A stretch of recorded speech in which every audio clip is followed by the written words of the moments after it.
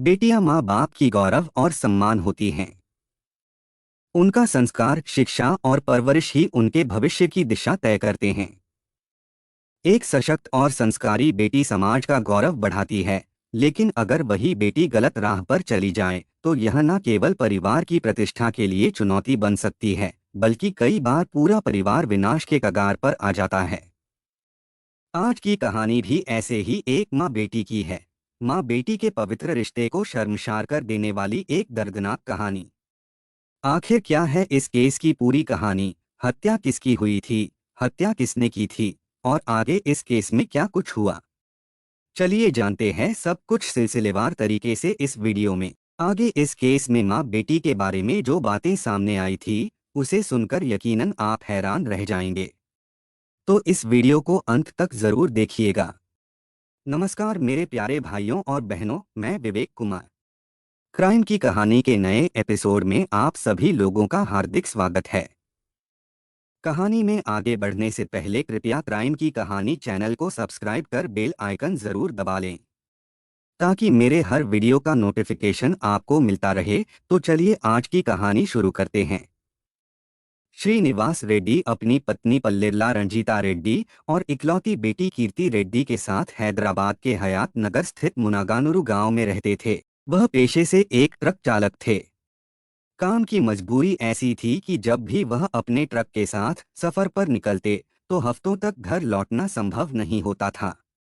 लेकिन उनके दिल में एक ही सपना बसता था, अपनी बेटी को ऊंची तालीम दिलाकर उसे एक प्रतिष्ठित सरकारी नौकरी में देखना। इस सपने को साकार करने के लिए वह दिन रात मेहनत करते थे। बेटी कीर्ति रेड्डी उनके लिए सिर्फ संतान नहीं, बल्कि बेटे की तरह थी। उन्होंने उसे खुलकर जीने की पूरी आज़ादी दी, हर फैसले में उसका साथ दिया, हर कदम पर उसका हौसला बढ़ाया। लेकिन शायद उन्हें यह एहसास नहीं था कि यही आज़ादी एक दिन उनके परिवार की तकदीर बदल देगी। एक ऐसा मोड़ लाएगी जिसकी उन्होंने कभी कल्पना भी नहीं की थी।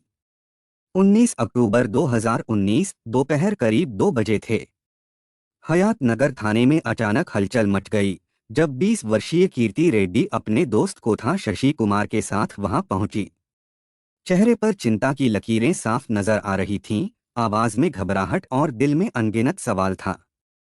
मुझे अपनी मां की गुमशुदगी की रिपोर्ट दर्ज करवानी है, कीर्ति ने ड्यूटी पर मौजूद अधिकारी से कहा। थाने में सन्नाटा छा गया जब कीर्ति ने अपनी शिकायत में मां के गायब होने का सीधा इल्जाम अपने पिता श्रीनिवास रेड्डी पर लगाया। उसने बताया, मेरे पिता का मां के साथ व्यवहार कभी ठीक नहीं रहा है।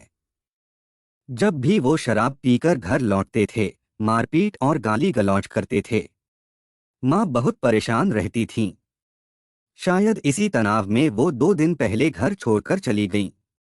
मैंने उन्हें हर जगह ढूंढा, लेकिन कोई सुराग नहीं मिला। पुलिस अधिकारी ने गहराई से उसकी बात सुनी और तुरंत मामले की जांच शुरू करने का आश्वासन दिया। पर किसी को अंदाजा नहीं था कि यह गुमशुदगी का मामला एक गहरे, चौंकाने वाले राज से पर्दा उठाने वाला है। एक ऐसा सच जो पूरे परिवार को झकझोर कर रख देगा।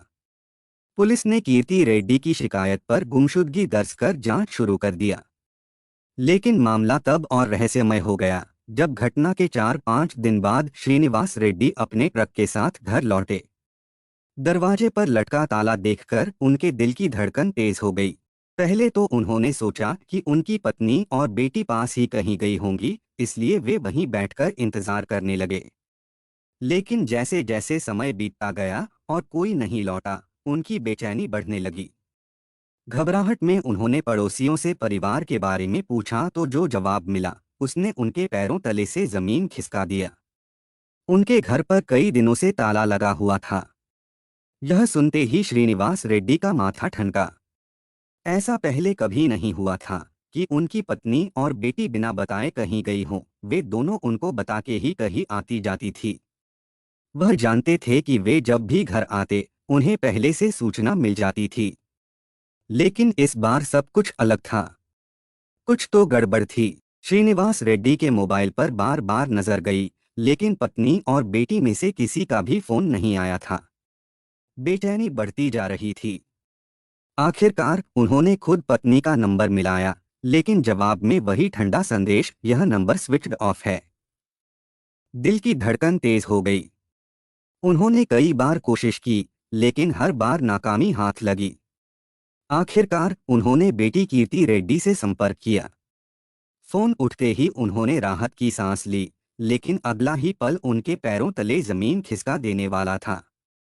पापा, माँ कई दिन पहले अचानक कहीं चली गई हैं और मैं कुछ जरूरी काम से विशाखापट्टनम आई हुई हूँ। 2 दिन बाद घर लौटूंगी। कीर्ति रेड्डी की आवाज में हल्की घबराहट थी। श्रीनिवास रेड्डी के माथे पर पसीना छलक आया। उन्होंने खुद को संभालते हुए पूछा, क्या? लेकिन बिना बताए। कहाँ गई? तुमने ढूंढा? कीर्ति ने झिझकते हुए जवाब दिया। हाँ पापा, मैंने हर संभावित जगह पर तलाश किया, रिश्तेदारों से भी पूछा, लेकिन कुछ पता नहीं चला। आखिरकार मुझे पुलिस में गुमशुदगी की रिपोर्ट दर्ज करानी पड़ी। यह सुनते ही श्रीनिवास रेड्डी का सिर चकरा गया। उनकी समझ में नहीं आ रहा था कि उनकी पत्नी बिना बताए कहाँ और क्यों चली गई। उनके दिमाग में सैकड़ों सवाल उमड़ने लगे। क्या वह किसी परेशानी में थीं? क्या किसी ने उन्हें मजबूर किया? या फिर यह कोई और ही राज था? लिहाजा वह भी पत्नी को इधर उधर खोजने लगे। श्रीनिवास रेड्डी के मन में यह बात गहरी उलझन पैदा कर रही थी कि जब मां लापता थी तो बेटी को उसकी तलाश क्यों नहीं करनी चाहिए थी। आखिर ऐसा क्या कारण था कि वह विशाखापट्टनम चली गई? यह बात उन्हें समझ में नहीं आ रही थी। उनका दिल यह मानने के लिए तैयार नहीं था कि कीर्ति रेड्डी, जो खुद घर में नहीं थी, अपनी मां की गुमशुदगी को लेकर इतनी जल्दबाजी में क्यों आ गई। मगर 2 दिन बाद जब कीर्ति रेड्डी घर वापस आई तो वह अपनी मां की गुमशुदगी को लेकर पिता से उलझ पड़ी। उसकी यह दलील थी कि पिता के व्यवहार के कारण ही मां घर छोड़कर चली गई। बेटी का यह आरोप श्रीनिवास रेड्डी के लिए एक और शौक था। पत्नी की तलाश में श्रीनिवास रेड्डी थाने के चक्कर लगाते रहे, लेकिन 8 दिन बीत जाने के बावजूद उसकी कोई जानकारी नहीं मिल पाई। पत्नी के लापता होने से श्रीनिवास रेड्डी की चिंता गहरी होती जा रही थी। वह थाने के सामने बार बार अपनी परेशानियों को लेकर गए, मगर पुलिस से उन्हें सिर्फ आश्वासन ही मिल रहा था और कुछ नहीं। हार मान चुके श्रीनिवास रेड्डी ने आखिरकार पुलिस कमिश्नर महेश भागवत से मुलाकात किया। उनकी आंखों में उम्मीद और दर्द दोनों झलक रहे थे। कमिश्नर ने मामले की गंभीरता को समझते हुए तुरंत एसीपी शंकर और हयात नगर क्राइम ब्रांच के इंस्पेक्टर सतीश को इसकी तह तक जाने का निर्देश दिया। अब बिना देर किए जांच शुरू हुई। इंस्पेक्टर सतीश ने पड़ोसियों और जान पहचान वालों से पूछताछ किया। जैसे जैसे कड़ियां जुड़ती गईं, शक की सुई कीर्ति रेड्डी की ओर घूमने लगी। उसके बयान हर बार बदल रहे थे, एक बार कुछ, दूसरी बार कुछ और। इसी बीच एक और चौंकाने वाली सच्चाई सामने आई। कीर्ति रेड्डी ने अपनी मां के गायब होने के बाद विशाखापट्टनम जाने का दावा किया था, लेकिन असलियत कुछ और थी। वह वहां गई ही नहीं थी, बल्कि वह अपने प्रेमी और मंगेतर चिमुला बाल रेड्डी के घर पर थी। यह खुलासा तब हुआ जब खुद चिमुला बाल रेड्डी के पिता कृष्णा रेड्डी श्रीनिवास रेड्डी से सहानुभूति जताने उनके पास आए। श्रीनिवास रेड्डी को समझते देर नहीं लगी, कुछ तो था जो कीर्ति छिपा रही थी। रही सही कसर रंजीता रेड्डी के मोबाइल की लोकेशन ने पूरी कर दिया। जब पुलिस ने 23 अक्टूबर 2019 तक कीर्ति रेड्डी और उसकी मां रंजीता रेड्डी के फोन की कॉल डिटेल्स खंगाली तो एक चौंकाने वाला तथ्य सामने आया। 19 अक्टूबर को दोनों के फोन की लोकेशन एक ही जगह थी। लेकिन उसके बाद 4 दिन बाद अचानक पल्लेरला रंजीता रेड्डी का फोन बंद हो गया। सबसे बड़ा सवाल यह था कि रंजीता रेड्डी के गायब होने के 4 दिन बाद उनका मोबाइल दोबारा कैसे ऑन हुआ और वह किसने किया। यही रहस्य कीर्ति रेड्डी को शक के घेरे में खींच लाया। इसी आधार पर क्राइम ब्रांच के इंस्पेक्टर सतीश ने उसे पूछताछ के लिए अपने ऑफिस बुलाया। कीर्ति रेड्डी जैसे ही वहां पहुंची, उसके चेहरे की रंगत उड़ चुकी थी। घबराहट उसकी हर हरकत में झलक रही थी, लेकिन फिर भी वह पुलिस को गुमराह करने की कोशिश कर रही थी। बार बार खुद को मां की गुमशुदगी से अनजान और निर्दोष साबित करने में लगी थी।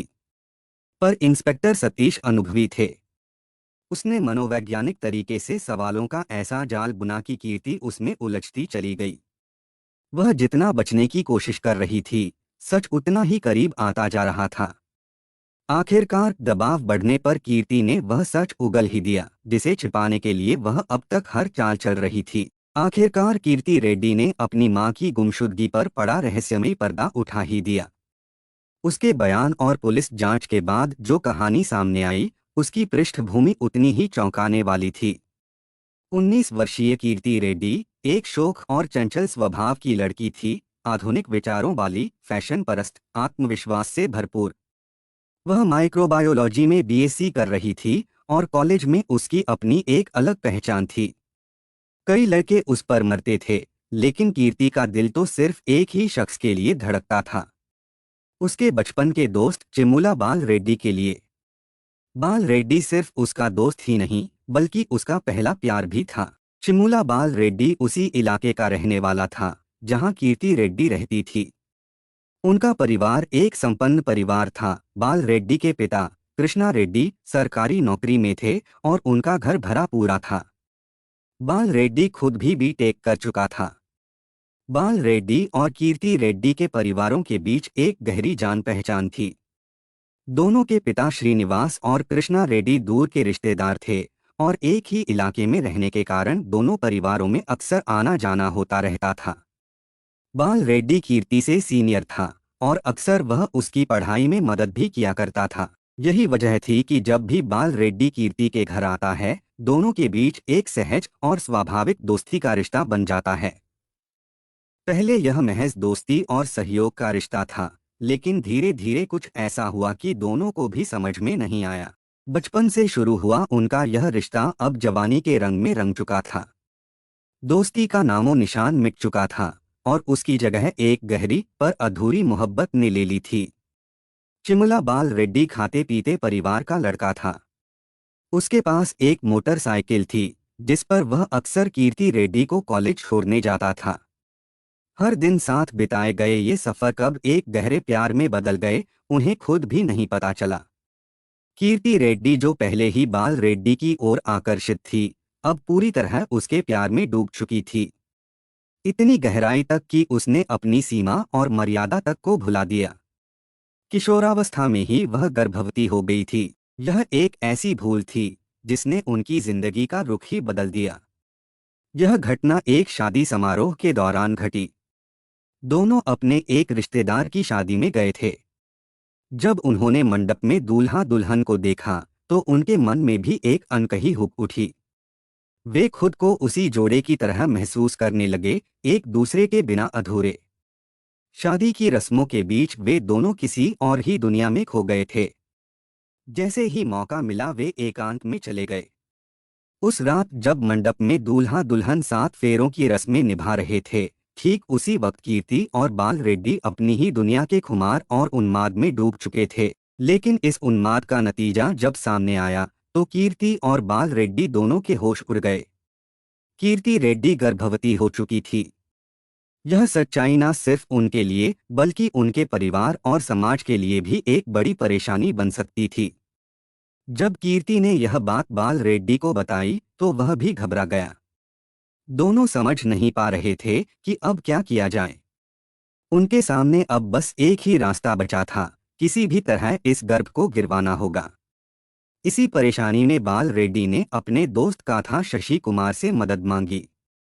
शशि कुमार का एक जान पहचान वाला डॉक्टर था। बिना किसी और को बताए उसने कीर्ति का गर्भपात करवा दिया।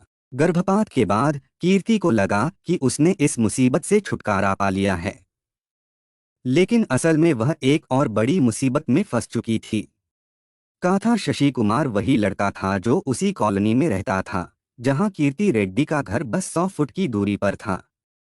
वह भी एक संपन्न परिवार से था। उसके पिता हैदराबाद के एक पॉलिटेक्निक इंस्टीट्यूट में नौकरी करते थे। चिमुला बाल रेड्डी और काथा शशि कुमार सिर्फ दोस्त नहीं, बचपन के साथी थे। दोनों ने एक ही कॉलेज से ग्रेजुएशन किया था। बाल रेड्डी ने बीटेक किया जबकि शशि कुमार ने एमबीबीएस किया। वर्षों की दोस्ती के चलते बाल रेड्डी को पूरा भरोसा था कि शशि कुमार उसकी हर मुश्किल में साथ देगा। इसी भरोसे के तहत उसने कीर्ति रेड्डी के गर्भपात के मामले में शशि कुमार की मदद लिया। लेकिन बाल रेड्डी यह नहीं जानता था कि यह मदद उसकी जिंदगी का सबसे बड़ा धोखा बन जाएगी। शशि कुमार, जो पड़ोसी होने के कारण कीर्ति रेड्डी के परिवार के उतना ही करीब था जितना बाल रेड्डी, हमेशा से कीर्ति की ओर आकर्षित था। उसके दिल के एक कोने में कीर्ति की तस्वीर बसी हुई थी, लेकिन उसे कभी अपनी भावनाएं जाहिर करने का मौका नहीं मिला। कीर्ति रेड्डी ने हमेशा उसे एक सामान्य पड़ोसी और बाल रेड्डी के दोस्त के रूप में ही देखा। यही कसक शशि कुमार के मन में गहरी होती जा रही थी। गर्भपात कराने के दौरान जब कीर्ति रेड्डी कमजोर और भावनात्मक रूप से टूटी हुई थी, शशि कुमार को आखिरकार वह मौका मिल गया जिसका वह लंबे समय से इंतजार कर रहा था।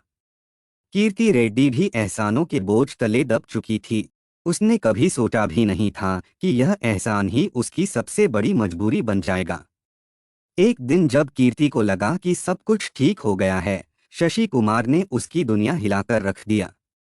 उसने साफ शब्दों में कहा, मैंने तुम्हारी मदद की, अब तुम्हें भी मेरे लिए अपने दिल के दरवाजे खोलने होंगे, वरना यह राज ज्यादा दिनों तक राज नहीं रहेगा। यह सुनकर कीर्ति रेड्डी की आंखें फटी रह गईं। वह गहरे सदमे में थी। बदनामी के डर ने कीर्ति रेड्डी को बेड़ियों में जकड़ लिया था। काथा शशि कुमार की धमकी के आगे वह बेबस थी और मजबूरी में उसने उसे भी अपने दिल में जगह दे दिया। अब वह सिर्फ चिमुला बाल रेड्डी की नहीं बल्कि शशि कुमार की भी बन चुकी थी। धीरे धीरे उसका जीवन एक ऐसे रास्ते पर चल पड़ा जहां वह कई परवानों की शमा बन चुकी थी। उसे अब यह फर्क महसूस ही नहीं होता था कि कौन सच में उसका था और कौन सिर्फ उसे भोग रहा था। समय अपनी गति से बढ़ता गया। 3 साल बीत गए, ना जाने कैसे, ना जाने कब। अब कीर्ति रेड्डी 19वें बसंत को पार कर चुकी थी। उसकी जिंदगी जहां दिखने में चकाचौंध से भरी थी, वहीं अंदर से वह उलझनों में जकड़ी हुई थी। इस बीच उसकी मां रंजीता रेड्डी और पिता श्रीनिवास रेड्डी उसकी शादी को लेकर चिंतित थे।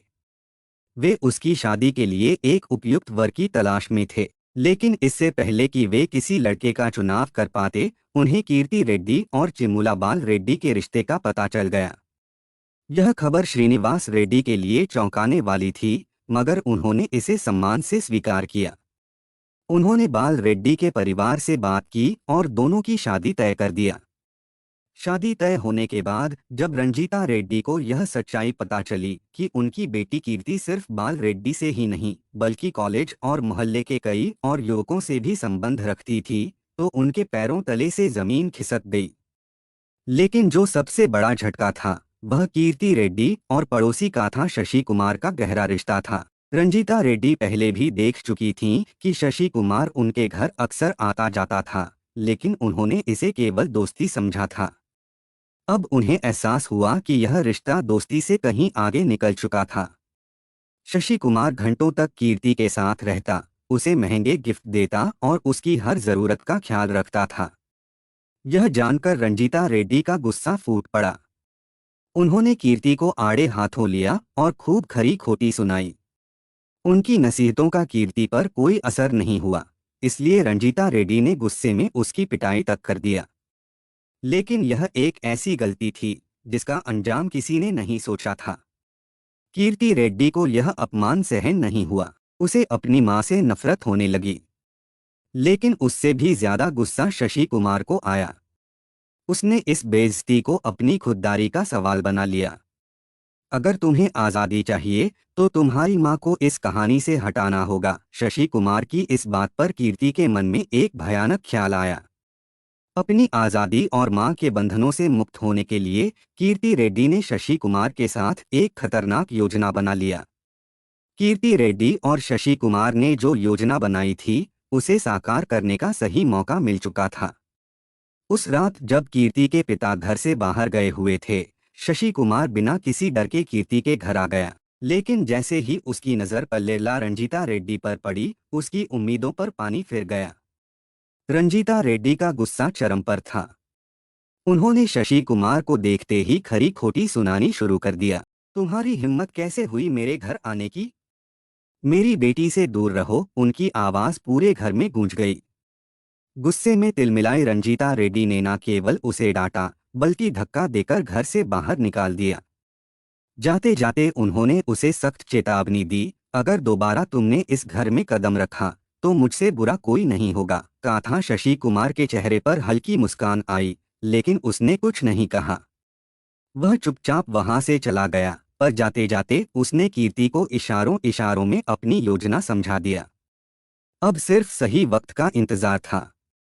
आधी रात के बाद जब पूरा घर गहरी नींद में था और पल्लेरला रंजीता अपने कमरे में सोने की कोशिश कर रही थी, आधी रात का सन्नाटा था।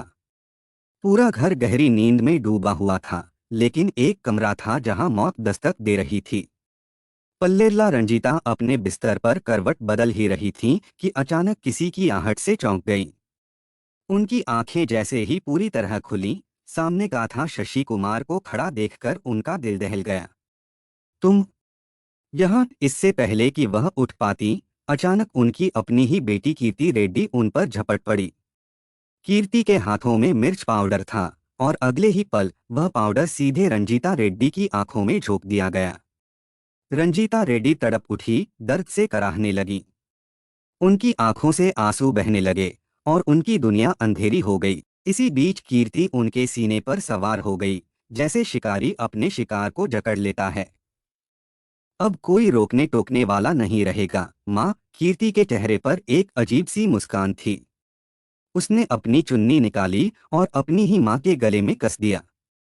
रंजीता रेड्डी छटपटाने लगी, उनकी सांसें घुटने लगीं, लेकिन तब तक शशि कुमार भी आ चुका था।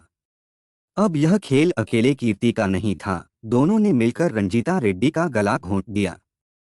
हत्या के समय बेटी ने मां का गला घोंटा और बॉयफ्रेंड ने उसके पैर कसकर पकड़े रखा, ताकि वह ज्यादा छटपटाए नहीं। पल्लेरला रंजीता रेड्डी की संघर्ष करती देह कुछ ही मिनटों में शांत हो गई। कमरे में अब सन्नाटा था, मौत का सन्नाटा। कीर्ति रेड्डी धीरे धीरे अपनी जगह से उठी। उसने अपनी मां के निर्जीव चेहरे को देखा और फिर एक कुटिल मुस्कान उसके चेहरे पर फैल गई। अब कोई उसे रोकने वाला नहीं था। इसके बाद दोनों ने लाश को एक चादर में लपेटा और घर के एक कोने में छिपा दिया। दोनों ने हत्या की साजिश में यह नहीं सोचा कि डेड बॉडी को कहाँ फेंकना है, लेकिन कहानी यहीं खत्म नहीं हुई। हत्या के बाद दोनों ने पहले जमकर अपनी तन मन की प्यास बुझाई और फिर पूरी मासूमियत के साथ सीधे पुलिस थाने पहुंचकर अपनी ही मां की गुमशुदगी की रिपोर्ट दर्ज करा दिया। 3 दिन तक लाश घर में ही पड़ी रही। जैसे जैसे सड़ने की बदबू उठने लगी, वैसे वैसे डर और घबराहट बढ़ती गई। अब यह जरूरी हो गया था कि जल्द से जल्द इसे ठिकाने लगाया जाए। पहली कोशिश इसे खुद को खत्म करने का रूप देने का था। रस्सी लाश के गले में डाली गई, लेकिन तब तक शरीर इतना खराब हो चुका था कि इसे फंदे से लटकाना नामुमकिन था। अब सिर्फ एक ही रास्ता बचा था, इसे बाहर कहीं फेंक देना। 22 अक्टूबर 2019 की आधी रात, घड़ी की सुइयां ठीक 12 पर थीं। अंधेरे में एक कार निकली, जिसमें पीछे की सीट पर पड़ा था मौत का गवाह, एक निर्जीव शरीर। काथा शशि कुमार और कीर्ति रेड्डी दोनों ने मिलकर इस लाश को रमन्नापेट के पास तुम्मालागुडेम रेलवे ट्रैक तक पहुंचाया। कार रुकी, चारों ओर सन्नाटा था।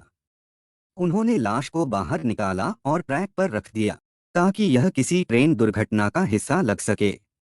रास्ते में जिस चादर में लाश लपेटी गई थी, उसे और रस्सी को अलग अलग जगह फेंक दिया गया। लेकिन कहानी यहीं खत्म नहीं हुई। कीर्ति ने मृतका का मोबाइल फोन अपने पास रख लिया था और उसे स्विच ऑफ कर दिया। हर कदम सोच समझकर उठाया जा रहा था, लेकिन क्या वे इस जुर्म को छिपा पाएंगे? हत्या के सारे सबूत मिट चुके थे। लाश रेलवे ट्रैक पर रख दी गई थी, चादर और रस्सी रास्ते में फेंकी जा चुकी थी और मोबाइल फोन स्विच्ड ऑफ कर दिया गया था। अब सिर्फ एक आखिरी चाल, शक की सुई कहीं और मोड़ने की बची थी। 23 अक्टूबर 2019 की सुबह कीर्ति रेड्डी ने अपनी मां रंजीता रेड्डी के मोबाइल को ऑन किया। सांस थामे उसने एक नंबर डायल किया। वह नंबर बाला रेड्डी के पिता कृष्णा रेड्डी का था। फोन उठते ही कीर्ति की आवाज नॉर्मल और संयमित थी, मानो कुछ हुआ ही नहीं है। समधी जी, मैं अपनी बीमारी का इलाज कराने के लिए नालकोंडा अस्पताल जा रही हूँ। तब तक हमारी बेटी कीर्ति आपके यहाँ रहे तो आपको कोई परेशानी तो नहीं होगी। दूसरी तरफ से जवाब आया, अरे नहीं नहीं, कोई दिक्कत नहीं, आप बेफिक्र रहिए। फोन कट गया। कीर्ति ने एक गहरी सांस लिया। उसने खुद को यकीन दिलाया कि अब सब कुछ प्लान के मुताबिक चल रहा है। इधर शिकंजा धीरे धीरे कस रहा था, लेकिन कीर्ति रेड्डी और शशि कुमार को अभी तक अपनी योजना पर पूरा भरोसा था। जब कीर्ति ने अपनी मां के फोन से बाला के पिता कृष्णा रेड्डी को कॉल किया तो उन्होंने बिना किसी शक के मान लिया कि यह रंजीता ही है। बिटिया को बेझिझक भेज दीजिए, उन्होंने जवाब दिया। योजना के मुताबिक 24-25 अक्टूबर को कीर्ति बाला रेड्डी के घर रही, लेकिन असलियत छिपाने के लिए उसने पहले ही अपने पड़ोसियों और रिश्तेदारों के बीच एक अफवाह फैला दी थी। मुझे विशाखापट्टनम में जरूरी काम से जाना है। यह झूठी कहानी उसकी चालाकी का हिस्सा थी, ताकि कोई भी उसके ठिकाने पर सवाल ना उठाए। दूसरी ओर पुलिस भी अपनी जांच में जुट चुकी थी। रमन्नापेट रेलवे स्टेशन के पास जहां शशि कुमार ने लाश फेंकी थी, वहां जीआरपी गवर्नमेंट रेलवे पुलिस को एक अज्ञात शव बरामद हुआ। लाश इतनी बुरी हालत में थी कि पहचान करना मुश्किल था। ना कोई आईडी, ना कोई गवाह।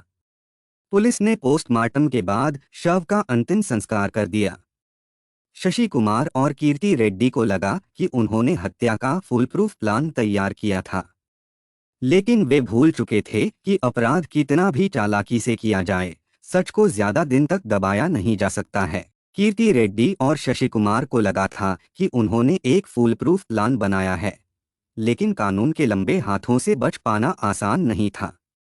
क्राइम ब्रांच के इंस्पेक्टर सतीश लगातार इस मामले की परतें खोल रहे थे।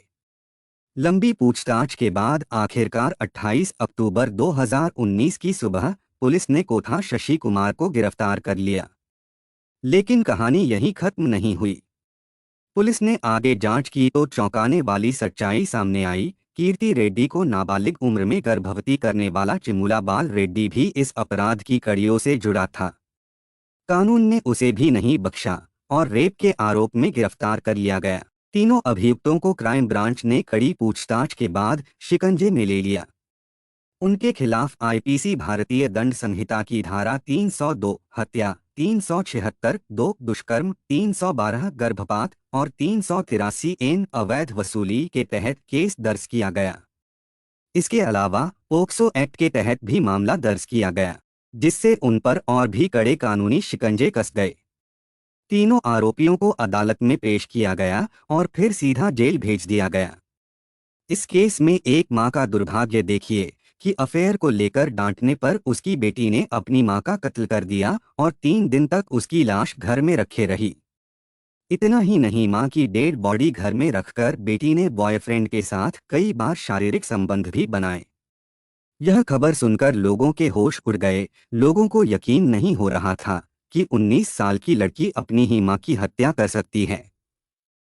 कीर्ति रेड्डी और कोठा शशि कुमार ने हर कदम सोच समझकर उठाया था।